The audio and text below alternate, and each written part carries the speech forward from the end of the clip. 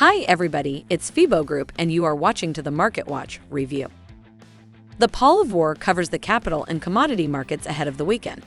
Notable is the fact that Hong Kong equities fell by 1.6% in Hang Seng, leaving them at 6.2%.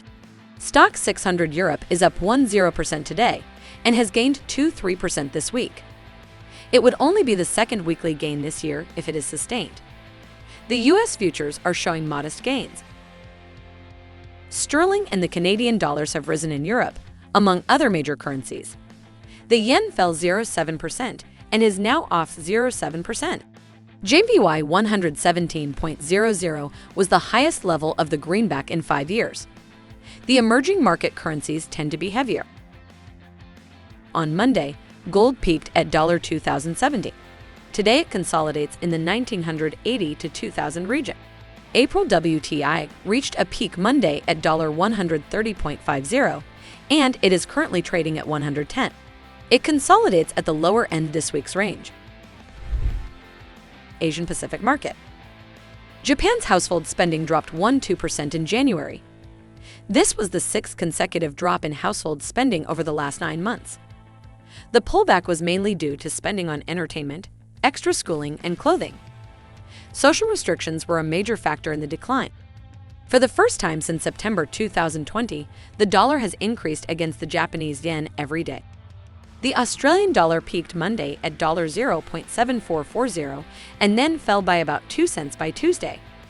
Today, it is trading at 0.7300. Market of Europe. The ECB continued to follow the sequence that seemed necessary, although some observers doubted this. The bond purchases are completed before raising rates. Yesterday's rally in the euro to $1.1120 was a direct reaction to the ECB. However, the gains were quickly reversed and the euro ended near its session lows.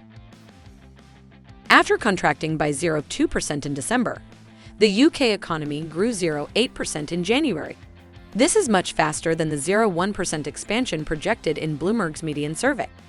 Sterling experienced an outside day yesterday, trading on both ends of Wednesday's range and closing below Wednesday's low. Today's follow-through selling pushed sterling to $1.3050, its lowest point since November 2020. Market of America. The US CPI was at the same level as Bloomberg's median forecasts. The headline pace increased to 7.9%. All of us are now sensitive to energy and food prices. They increased 1% and 3.5% respectively month over month. This means that food prices are nearly 8% higher than a year ago and energy is 25.6% more. While the preliminary University of Michigan survey for March may be of some interest, the main highlight of the North American session will be Canada's employment report. Expect a strong report. On Tuesday, the US dollar reached a high of CAD 129, which is its highest point for the year. Yesterday, it retreated to CAD 129 and is now consolidating at 128.